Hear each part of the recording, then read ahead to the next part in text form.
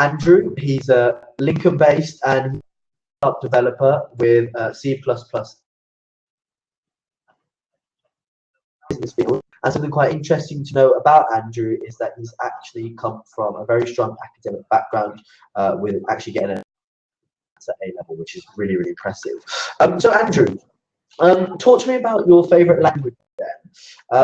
Talk to me about the kind of languages you use at your current day-to-day role then.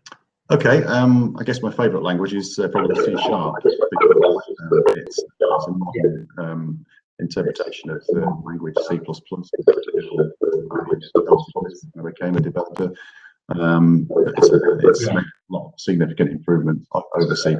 So it supports every language that can be incorporated into .NET on language runtime. It has a number of useful features such as garbage collection, and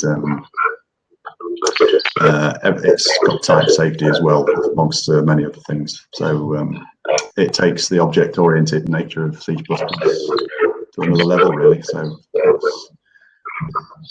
that's kind of right. Imagine. Okay.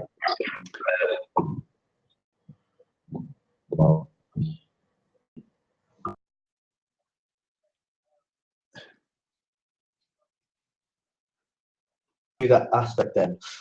So using that kind of language, what would you say biggest that you've kind of done in previous work, kind of the best project you've done, and kind of what was your biggest achievement out of that project then? Well, using C#, it was probably developing a front end which displayed health status on a mission system that we were developing. So it would receive incoming data from various modules throughout the system and display color-coded representations of those modules on the screen, so that the user could see at a glance what the health of the system was as a whole. Fantastic. So, okay, that sounds really interesting. I mean, how long were you? Altogether, I mean, I worked on various things within the project, but altogether probably 3-4 years. Maybe. I knew I was going to do that. Okay, right. Okay, so 3 to 4 years. Which company you did this again? Remind me. So that was my previous company, Raytheon UK. Right. Okay, fantastic. And there to QA. Yes. Talk to me about that change, for example. A role in that. Yep. Well, first of all, the role is a more senior position, so it's a lead QA software engineer position. I was under the illusions that there'd be a significant amount of automation development work involved in the role, and so that was the I thought it would be probably an interesting change, because I've been in 10 years. The project was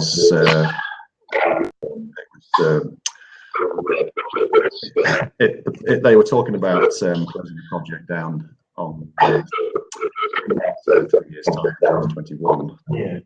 So it right. Okay. winding down really at Wellington. The work came in dribs and drabs. So I was looking for a bit more of a challenge and more consistent work with it. And the chance to work for Thomson,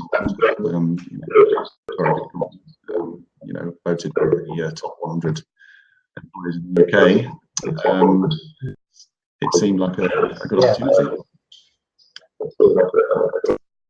Fantastic. Okay, fair enough. So, obviously you come from such a strong background, such a strong academic as well as professional background, so many years underneath your belt right now.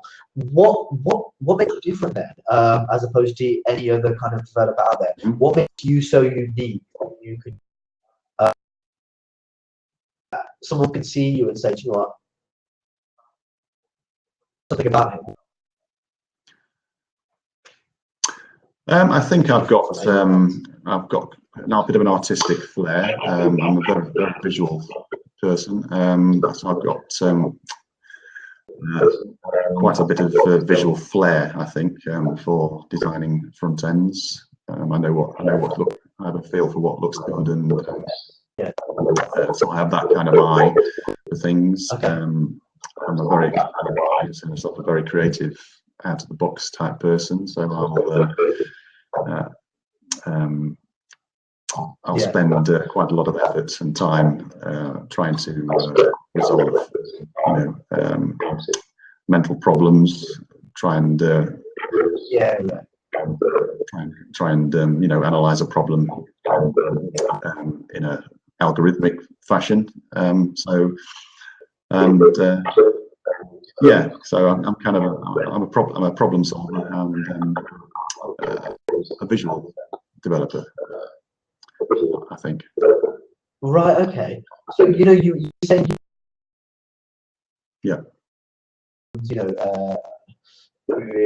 it's a visual aspect. So how would you do that exactly? Kind of talk to me about that kind of process. Is it quite long or quite short process? Are you quite quick thinking when it comes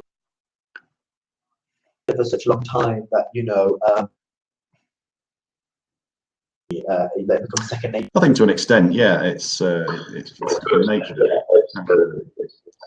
Yeah. So you start with the basic brief, and you start to dissect it in a mathematical way. Really, it's something that comes fairly naturally to me, really, and you try and break it down into manageable chunks, I think, in order to get to the heart of sometimes quite a complex problem. So, and I'll get quite I get quite excited about trying to challenge like that, and come up with a solution. Right. Okay. So in that aspect, what else about you potentially makes you so around so yeah.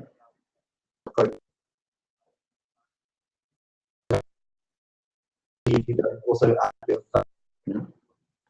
when it comes to, let's say, a business, for as opposed to just taking a step outside the box and having a broader image the way you think. Is there anything else you think that it could be you bringing value to the table? I like to volunteer ideas. I like to work on initiative and go away and do some research into technology stacks, new ways of approaching a problem. So I quite enjoy that part of the process as well.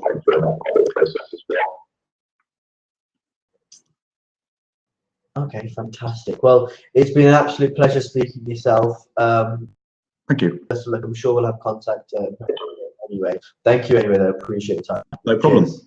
Thanks a lot. Thank you.